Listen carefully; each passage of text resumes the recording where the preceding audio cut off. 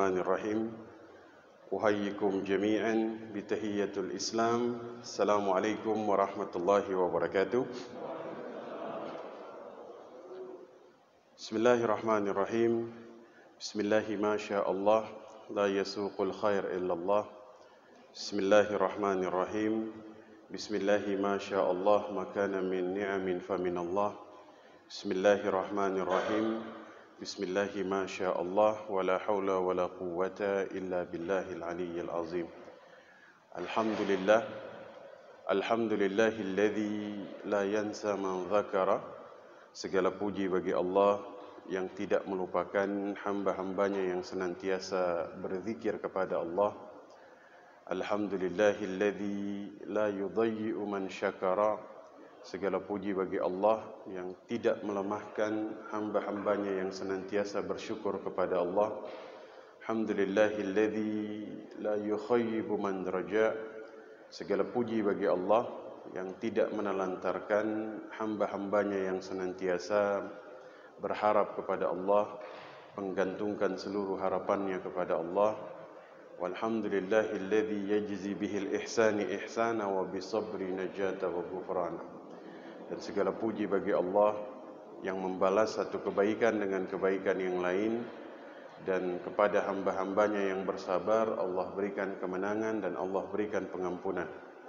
Asyhadu an la ilaha illallah wa asyhadu anna Muhammadan abduhu wa rasuluh. Amma ba'du. Alhamdulillah, senang sekali bisa hadir di sini menjadi makmum dari Syekh. Masya Allah, tabarakallah ta'ala. Mudah-mudahan Allah berkahi.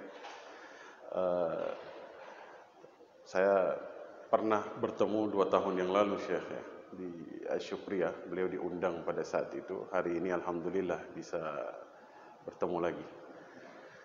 Alhamdulillah, pada pagi hari ini kita dipertemukan oleh Allah Subhanahu wa taala dalam keadaan sehat walafiat, dalam keadaan iman, dalam keadaan Islam. Semoga Allah senantiasa memberikan hidayahnya kepada kita semua. Amin ya rabbal alamin. Kita sudah tiba pada malam yang ke-20. Berarti nanti malam sudah dimulai iktikaf gitu ya. Nah, saya ingin mengutip pandangan dari Imam Syaukani. Kenapa bulan ini dinamakan bulan Ramadan? Ya, 1, li syiddati ramda. Karena pada bulan ini biasanya terjadi panas yang cukup terik begitu. Ya, karena penamaan bulan itu selalu berdasarkan kondisi yang terjadi pada saat itu. Sya'ban, syu'ub, mereka berkumpul untuk bersama-sama keluar mencari nafkah. Dzulqa'dah, mereka hanya duduk-duduk saja di rumah setelah kemudian pergi mencari nafkah. Maka Ramadan adalah bulan di mana terjadi panas yang tidak biasanya terjadi, agak lebih terik begitu ya. Yang kedua, li'annahu yarmudu sayyi'ati bil hasanat. Karena pada bulan ini Allah Subhanahu wa taala akan membakar dosa-dosa dan kemaksiatan yang dilakukan oleh manusia. Maka dia punya karakter yang berbeda dengan bulan-bulan yang lain, yaitu ada pembakaran dosa di sini. Ya, walaupun dalam hadis yang lain Nabi menyampaikan as-salawatu khamsu wal jum'atu ila jum'ati wa ramadhan ila ramadhan mukaffiratun ma bainahunna idza jtanabal kaba'ir. Antara satu salat wajib dengan salat wajib yang lain ada penghapusan dosa. Antara satu Jumat dengan Jumat yang lain ada penghapusan dosa. Antara satu Ramadan dengan Ramadan yang lain ada pengampunan dosa, selama mereka menghindari dosa-dosa besar. Oh, berarti Allah punya 3 filter. Allah punya 3 sistem untuk membersihkan dosa-dosa kita. Ada filter harian, yaitu antara satu sholat wajib dengan sholat wajib yang lain. Ya, berarti antara subuh ini sampai zuhur nanti, ya, ada penghapusan dosa di antara keduanya. Kemudian ditambah lagi filter mingguan, yaitu satu Jumat dengan Jumat yang lain. Tapi apakah itu cukup Bapak Ibu sekalian? Tidak cukup. karena ternyata dosa kita lebih banyak. Maka butuh kemudian saringan-saringan untuk lebih lagi membersihkan diri kita dari dosa. Maka Allah tambah lagi saringan yang kemudian menjadi penyempurna dari penghapusan dosa, yaitulah Ramadan. Antara satu Ramadan dengan Ramadan yang lain ada penghapusan dosa. Ya. Makanya Nabi SAW ketika beliau hendak memberikan khutbah, ya, beliau menaiki setiap anak tangga dan mengatakan amin. Ya, ini adalah sesuatu yang tidak biasanya dilakukan oleh Nabi. Maka ditanya oleh sahabat, ternyata kata Nabi, atini Jibril. Ya, Jibril mendatangiku di setiap anak tangga yang aku naiki, kemudian mendoakan dengan doa yang kemudian diaminkan oleh Nabi. Ya. Maka di antara 3 doa yang didoakan oleh Jibril ini, ada satu doa yang cukup menakutkan. Ya. Apa doanya Jibril? Syaqiyun abdun adraka Ramadan thumma lam yughfar lahu.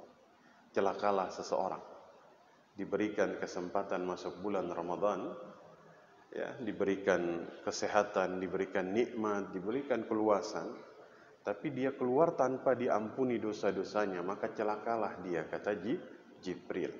Dan doa ini diaminkan oleh Nabi SAW. Faqultu amin, maka aku pun mengaminkan doanya Jibril. Yang berdoa siapa Bapak Ibu? Jibril. Yang mengaminkan siapa? Rasulullah SAW.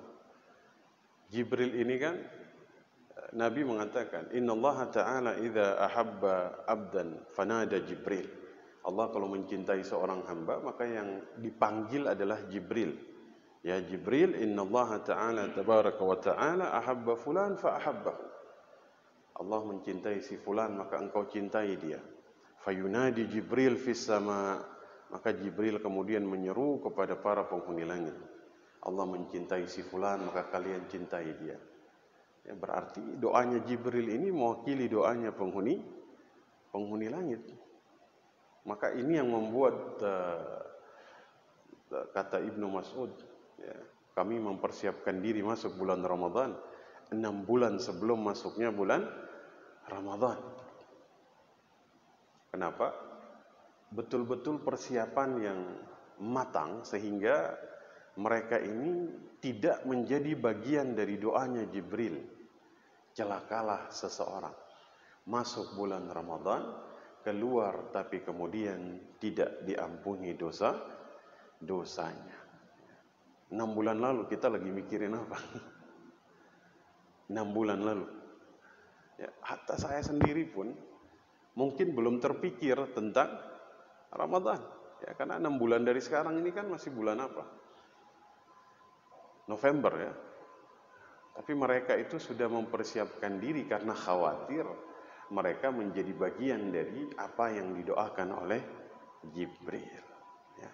Maka saya mendoakan semoga Bapak Ibu semuanya termasuk orang-orang yang diampuni dosanya. Amin ya rabbal alamin. Ya.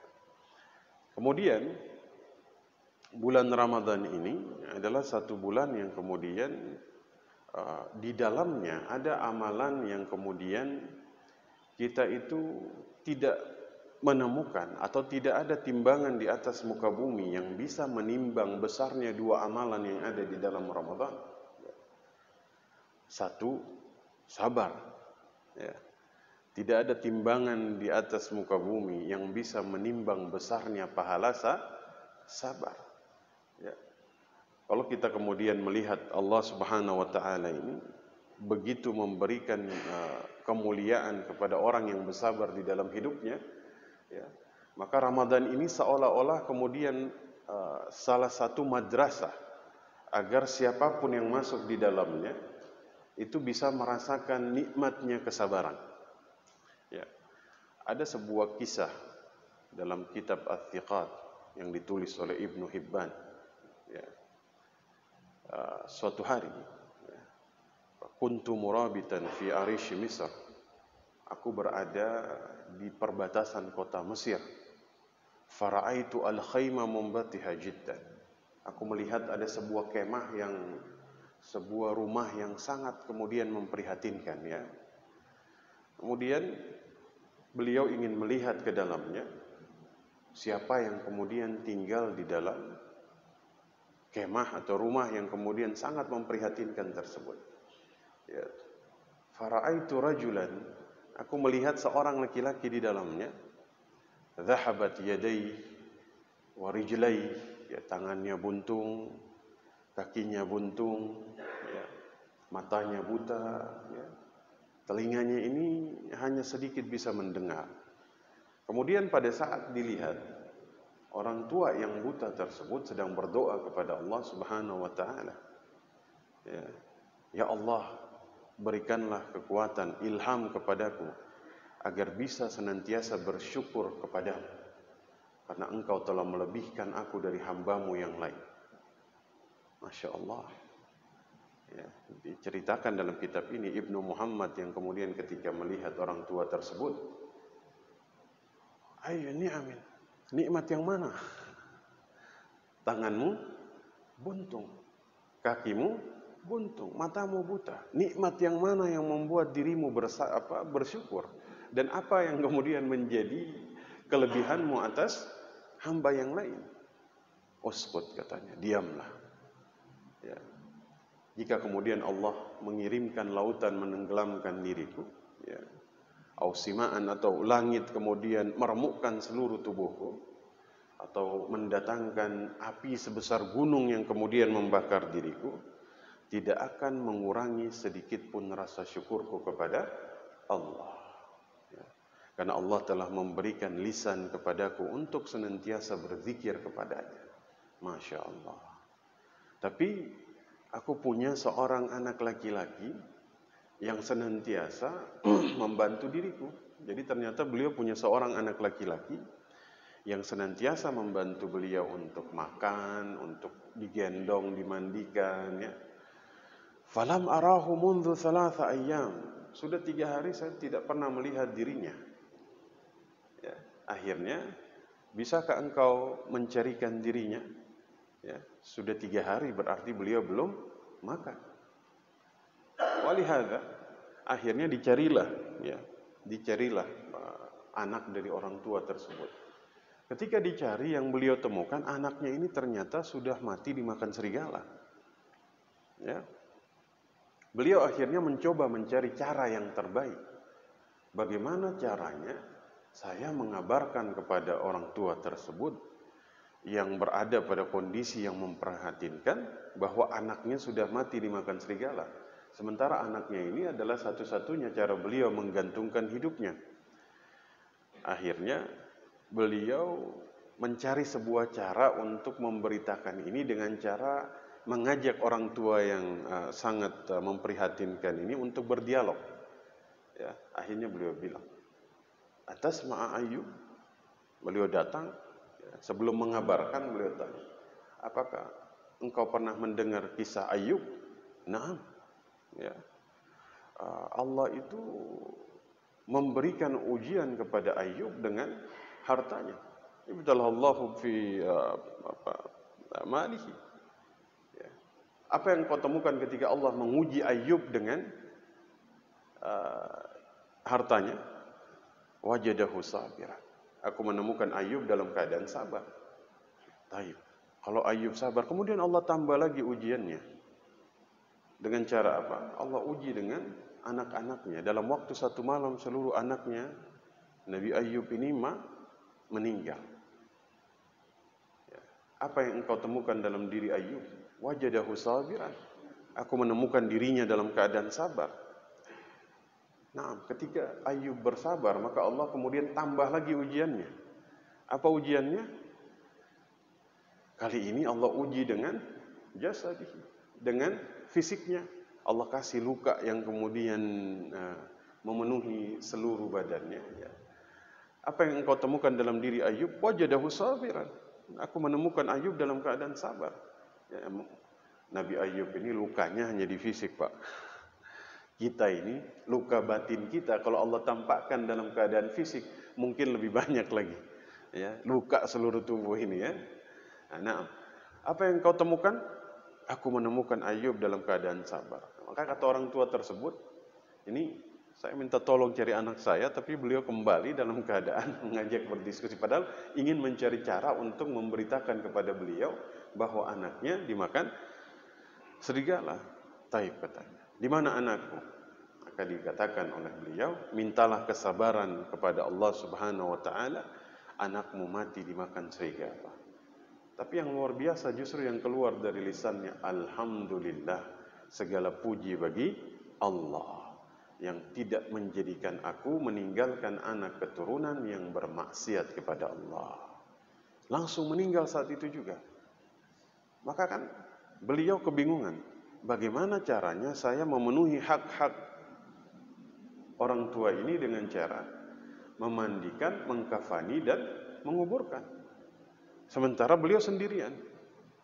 Di saat beliau tengah kebingungan, tiba-tiba lewat ada beberapa orang yang berkuda melewati tempat itu dan melihat beliau dalam keadaan bingung. Memang si orang tua ini ditutupi jenazahnya menggunakan jubahnya beliau, ditutup. Kemudian ditanya, ketika melihat beliau sedang kebingungan, ma qissatu, apa yang kemudian membuat dirimu menjadi kebingungan seperti ini? Akhirnya diceritakan, aku bertemu dengan seorang tua yang sangat luar biasa, kakinya buntung, ya kan, matanya buta. Ya diceritakan anaknya dimakan serigala. Baik, maka mereka akan menolong beliau untuk mengurusi jenazahnya. Tapi mereka menginginkan agar dibuka dulu, jadi mereka tahu ini siapa. Ketika dibuka, masya Allah, mereka turun dari kudanya, ya, kemudian kaget semuanya. Ternyata beliau adalah Abu Qilabah Al-Jurmi, termasuk seorang sahabat dari Abdullah ibnu Abbas radhiyallahu anhuma. Ya, jadi dulu mau diangkat jadi qadhi, tapi beliau menolak, menghilang di sebuah tempat yang tidak ada seorang pun tahu di mana itu. Ternyata mereka menemukan beliau sudah meninggal. Ternyata orang alim. Ya. Akhirnya dimakamkan. Malamnya beliau bermimpi ketemu dengan Abu Qilabah Al-Jurmi, tapi dengan keadaan yang kemudian sangat luar biasa. Tangannya lengkap, kakinya semuanya lengkap, dalam keadaan yang berbeda. Akhirnya beliau mengatakan, bukankah kami baru menguburkan engkau? Bagaimana mungkin engkau mendapatkan sebuah hal yang sangat luar biasa seperti ini? Akhirnya beliau mengucapkan satu kalimat yang kemudian ditulis di atas pintu syurga, Assalamualaikum bima sabartu. Kesabarannya kemudian yang membuat Allah memberikan kemuliaan yang begitu luar biasa. Nanti kan kita akan dihisab oleh Allah Subhanahu wa ta'ala. Ketika kemudian dihisab, ya, pada saat nanti kita dihisab, ya, akan dibagi menjadi dua golongan, ahlul afiyah dan ahlul musibah. Ya. Siapa ahlul afiyah? Ahlul afiyah ini orang-orang yang bertakwa kepada Allah, tapi kemudian sedikit merasakan beratnya ujian dan musibah di dunia. Siapa ahlul musibah? Ahlul musibah adalah orang-orang yang kemudian di dalam hidupnya selalu diberikan ujian oleh Allah Subhanahu wa ta'ala. Yang dihisab lebih dulu yang mana? Ahlul musibah. Ketika dihisab, maka dosa-dosanya ini sudah berguguran dengan musibah yang mereka rasakan di dunia. Sehingga Allah memberikan 3 perkara kepada ahlul musibah, orang-orang yang bersabar dengan segala ujian dan musibah yang mereka rasakan di dunia. Diberikan al-khair di surga, ya. Kemudian al-afiyah, ya, kebahagiaan untuk menghapus semua kesedihan mereka di dunia, untuk mengganti semua kesabaran mereka di dunia.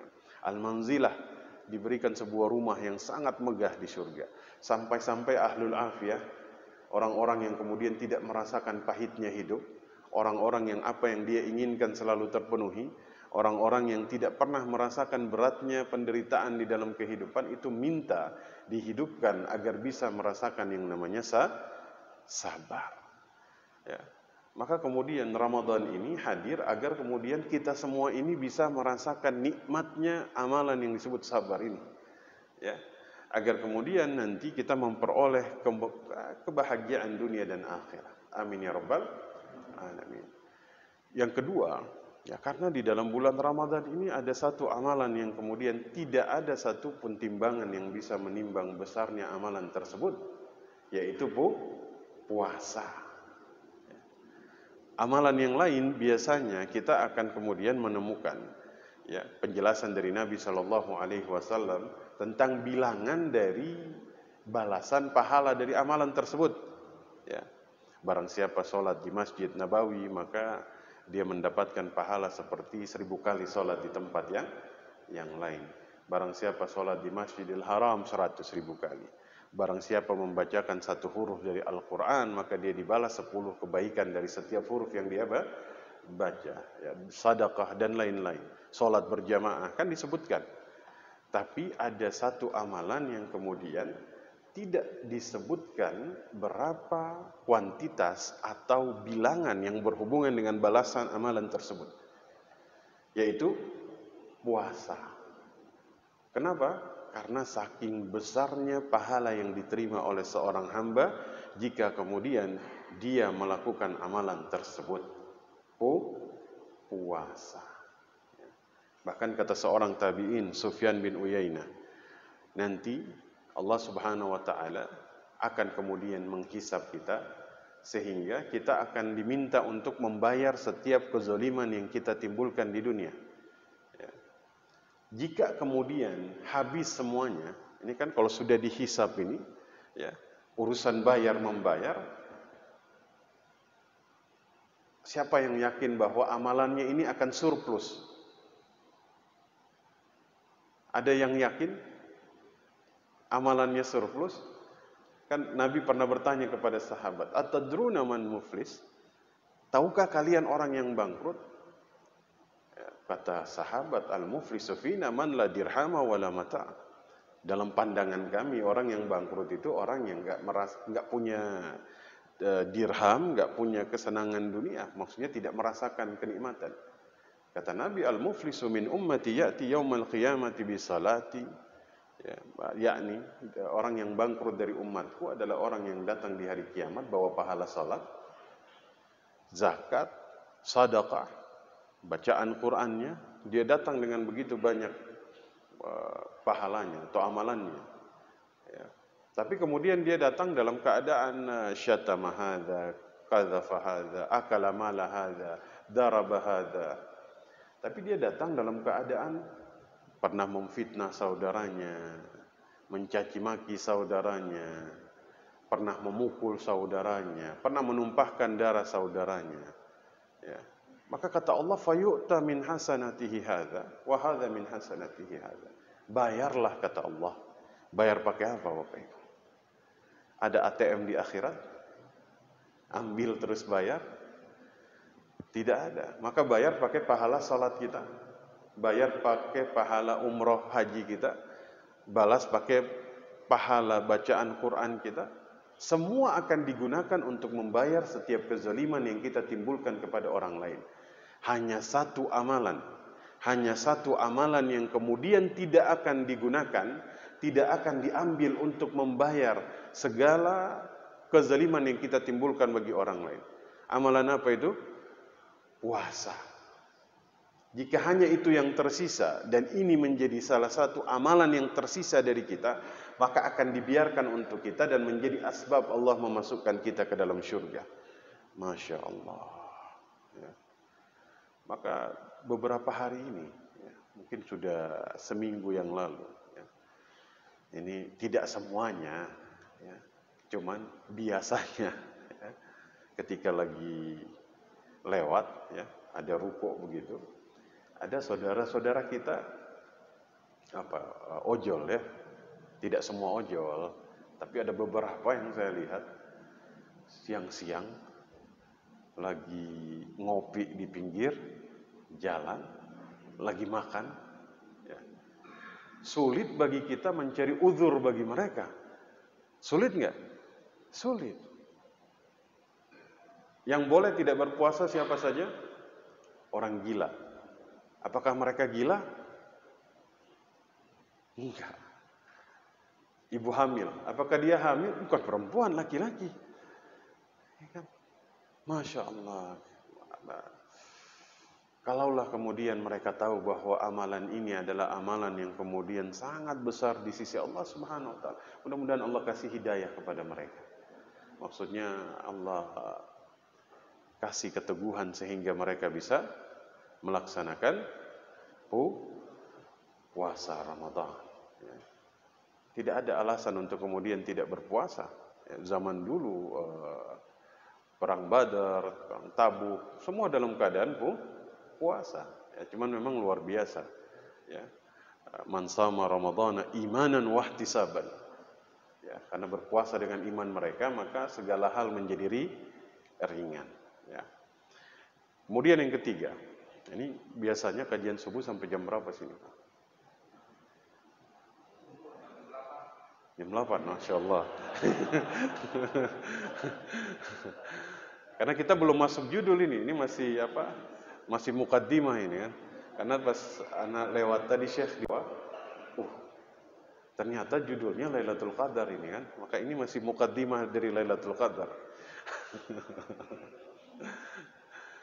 Nah, insyaallah ya, nanti enggak sampai jam 8 lah ya.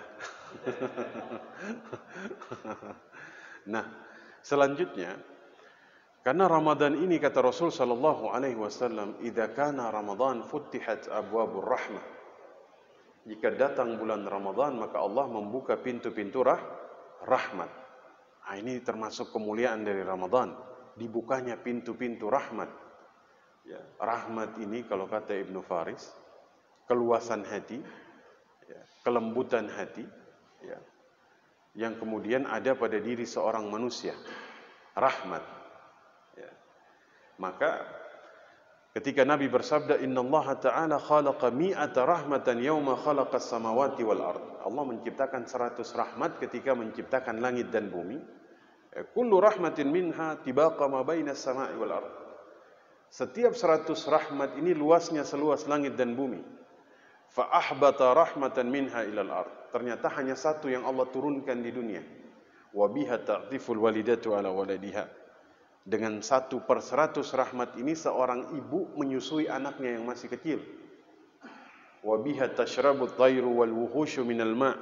Dengan satu rahmat ini maka seekor binatang buas minum dari tempat yang sama dengan seekor burung. Wa biha ta'ishul khalaiq. Dan dengan 1/100 rahmat ini semua makhluk Allah saling menghidupi antara satu dengan yang lain. Bapak Ibu pernah lihat harimau memakan anaknya sendiri? Pernah? Enggak pernah. Kalau teman makan teman banyak, wah. Tapi harimau tidak pernah memakan anaknya sendiri. Padahal harimau bukanlah seperti manusia yang memiliki akal.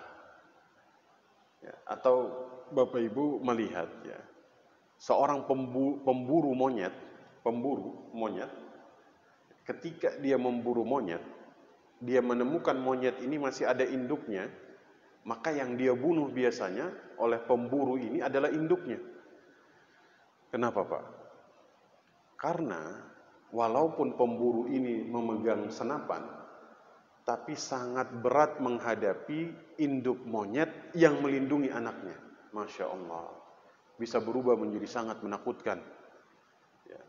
Maka kemudian ini karena rahmat yang kemudian Allah titipkan kepada makhluknya. Atau seorang ayah keluar pagi pulang malam untuk mencari nafkah bagi keluarganya.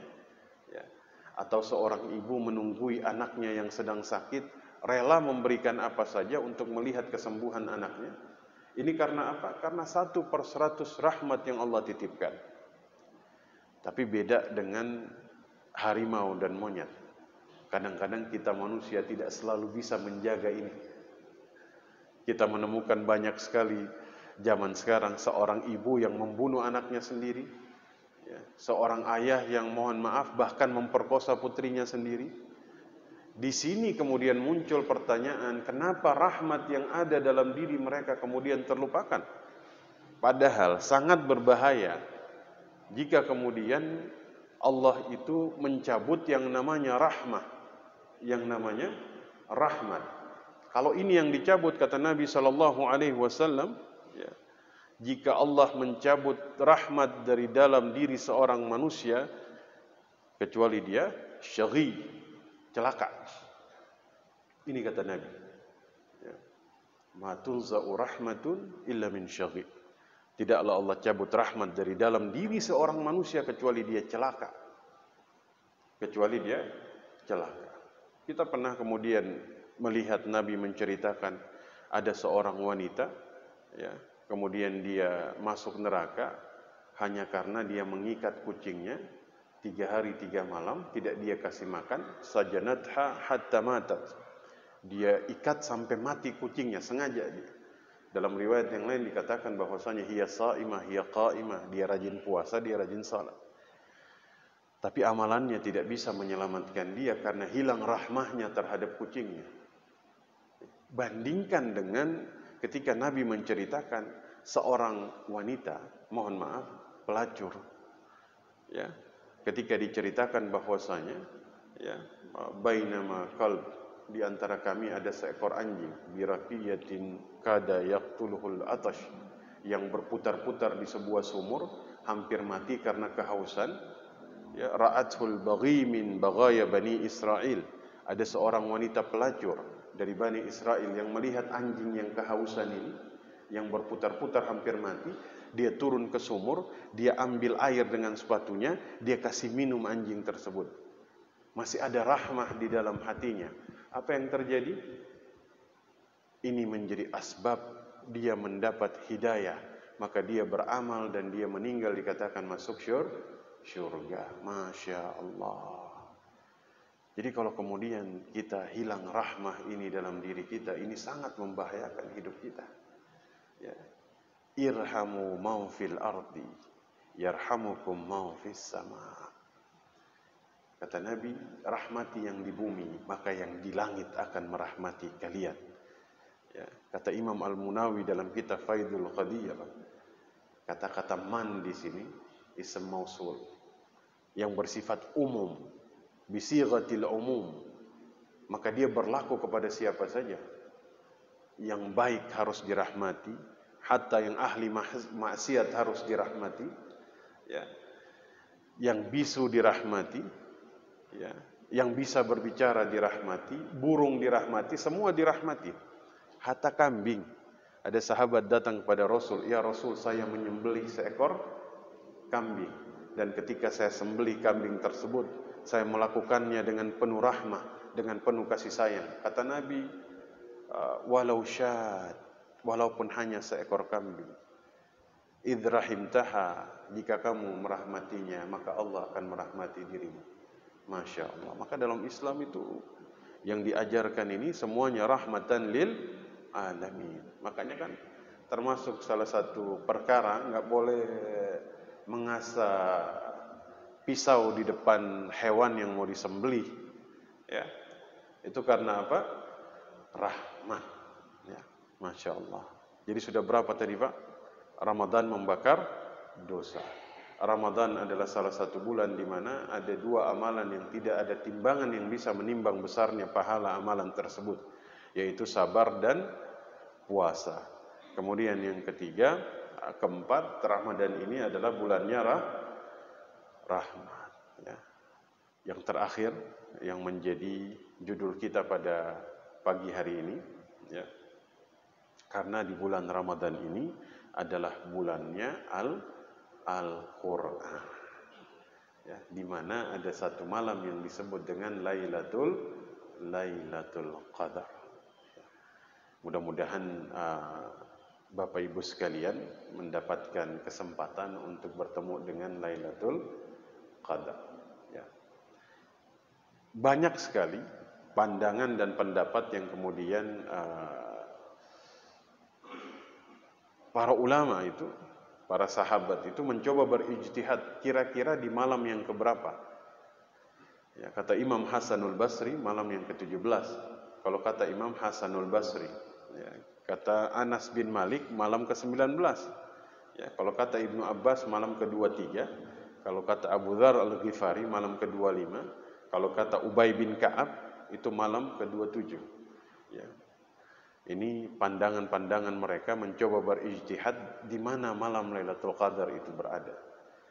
Kalau dulu Nabi, ya, pada saat beliau melaksanakan Qiyamul Lail bersama, jadi beliau ke masjid, beliau Qiyamul Lail itu malam ke-23, malam ke-25, malam ke-27. Ya, malam ke-23 beliau sholat, tapi tiba-tiba ada yang ngikutin di belakang. Maka beliau percepat bacaannya, kemudian beliau lanjut ke rumahnya. Malam ke-25 beliau kembali lagi, beliau sholat lagi.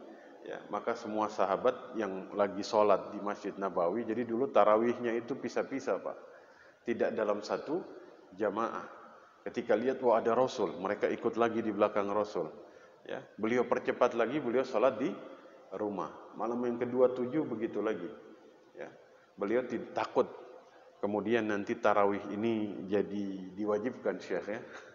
Yang 2 rakaat saja banyak yang tidur di rumah, apalagi tarawih diwajibkan. Masya Allah, nanti banyak yang berdosa kita ini ya. Nah, maka nanti ada yang mencoba berijtihad di malam yang keberapa malam itu. Ya, maka kemudian mereka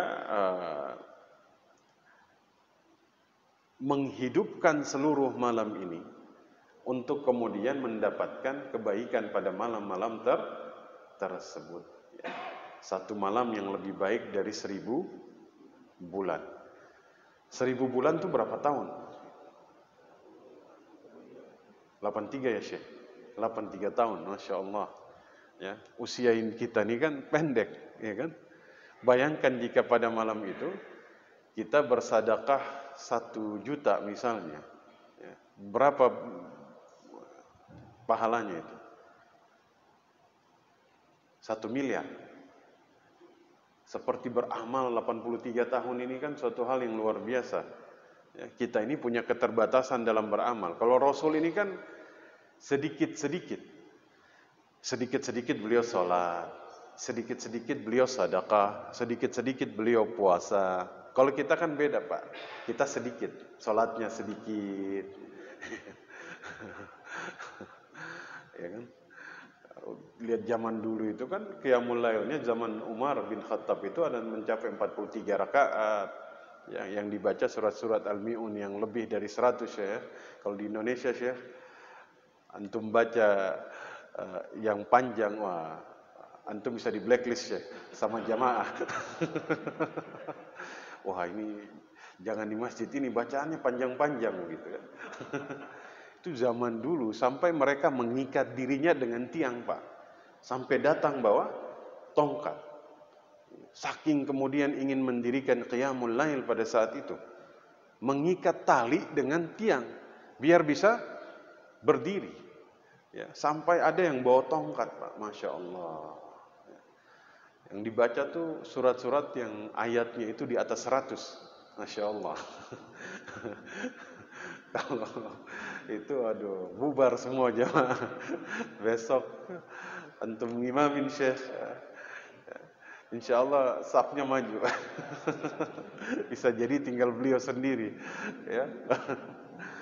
Artinya apa? Ada satu malam yang kemudian punya kemuliaan. Bumi ini akan sesak dengan keberadaan para malaikat yang Allah turunkan pada malam tersebut. Allah turunkan pada malam tersebut sehingga bumi ini penuh sesak dengan malaikat. Masya Allah. Ya, penuh sesak dengan para malaikat pada malam itu. Maka kemudian ada amalan-amalan yang diperintahkan kepada kita, di antaranya sedekah. Di antaranya adalah sedekah. Ya, kalau kata Imam Fakhrul Razi dalam tafsirnya, merintihlah atas dosa yang pernah kita lakukan. Banyak-banyaklah memohon ampun kepada Allah.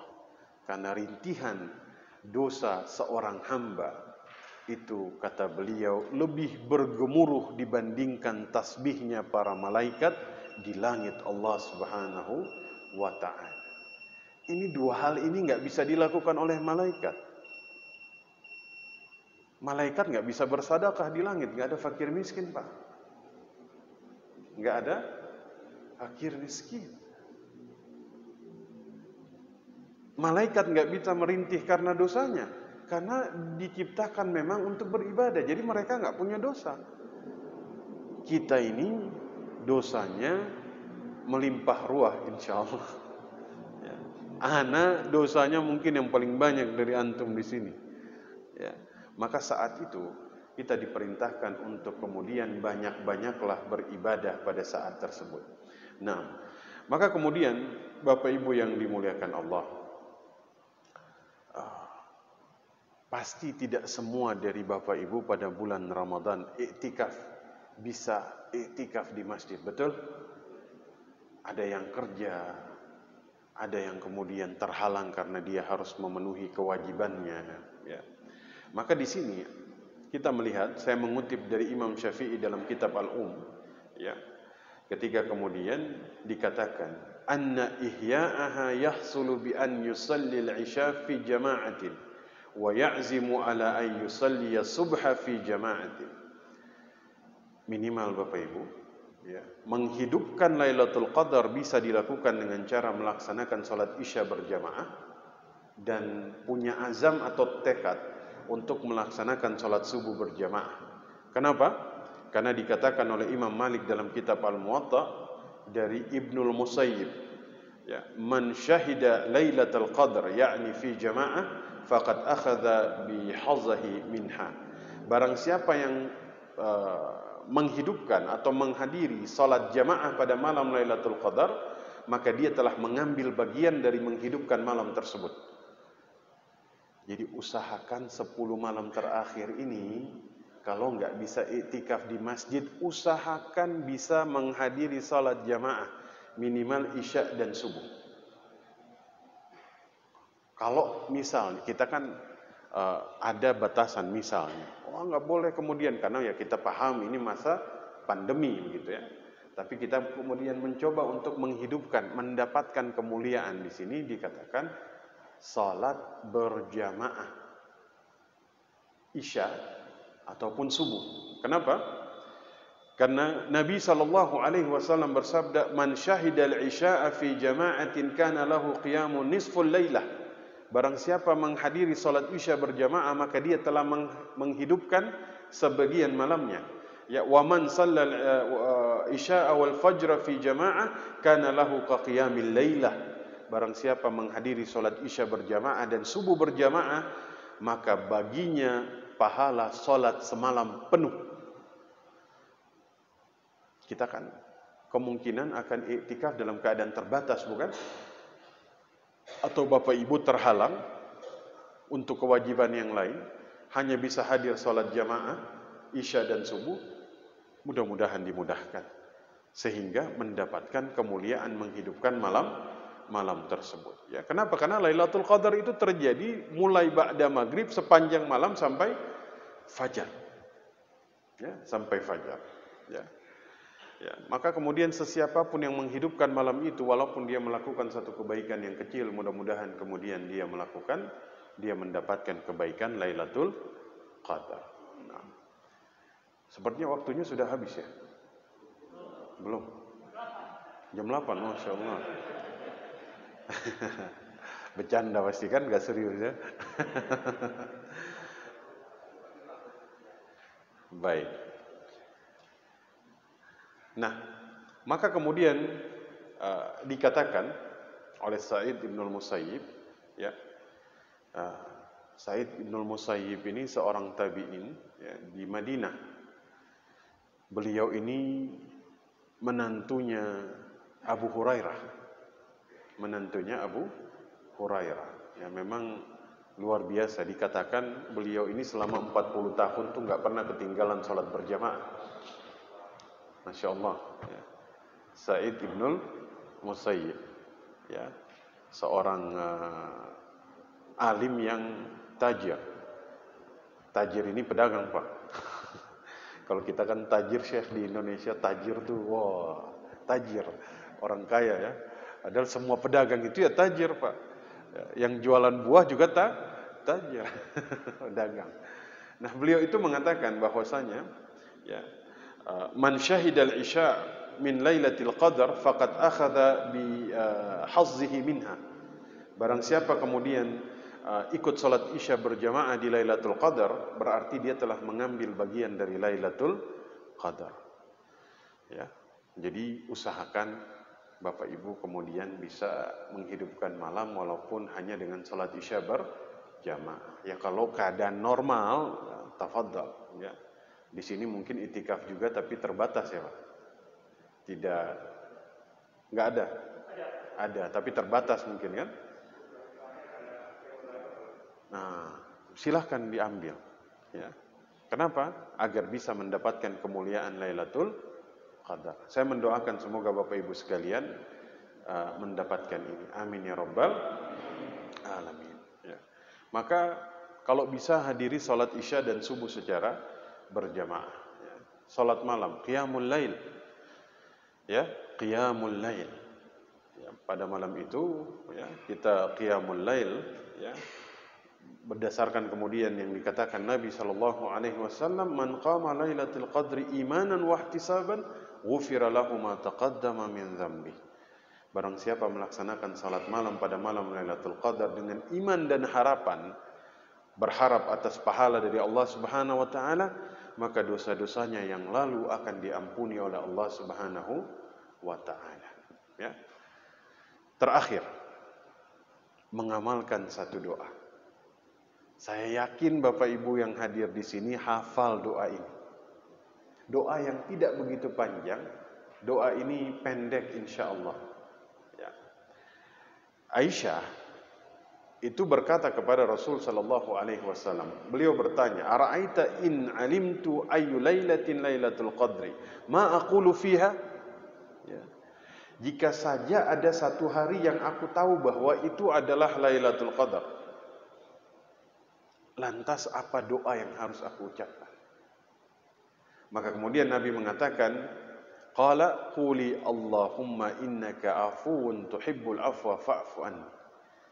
Ya, Bapak Ibu hafal semua pasti kan? Allahumma innaka afuwun tuhibbul afwa fa'fu anni. Ya, doa yang ya mungkin karena kita sudah sering mengucapkan, ya, dianggap biasa doa ini. Ya, kita coba lihat sedikit. Ya. Di doa pendek ini ada satu asma Allah yang disebut Al-Afu. Ya. Pada doa ini, Nabi itu tidak kemudian mengajarkan doa yang kemudian di dalamnya ada asma Allah yang kita sebut Ghafur. Ya. Kalau kemudian Ghafur ya beda akhirnya, redaksi doanya ini kan berbeda. Kalau menggunakan asma Allah Ghafur, kan jadi Allahumma innaka ghafurun tuhibbul maghfirah faghfirli, ya kan? Tapi yang diajarkan Al-Afu. Allahumma innaka afuwun tuhibbul afwa fa'fu anni. Apa yang kemudian membedakan antara Al-Afu dengan Al-Ghafur ini? Kalau Al-Ghafur adalah salah satu dari asma Allah Subhanahu wa taala. Allah ampuni dosa kita, ya. Tapi kemudian di akhirat, ketika kita dihisab, Allah tetap menyebutkan dosa itu satu persatu kepada kita, ya. Ata'rifu dzamba kadza, ata'rifu dzamba kadza. Ingatkah dulu engkau pernah misalnya meninggalkan salat, engkau pernah bermaksiat, engkau pernah minum khamar. Ini kan dosa yang kemudian Allah sebutkan satu persatu. Satartuha 'alaika fid dunya wa ana aghfiru lakal yaum. Aku sembunyikan di dunia dan sekarang aku ampuni dirimu. Ya, tapi bukankah ketika Allah sebut satu persatu dosa kita di hadapan kita, seakan-akan kemudian ini membuat kita itu Masya Allah, itulah Al-Ghafur. Ya, Allah tutup di dunia, Allah ampuni, tapi disebutkan satu persatu di akhirat.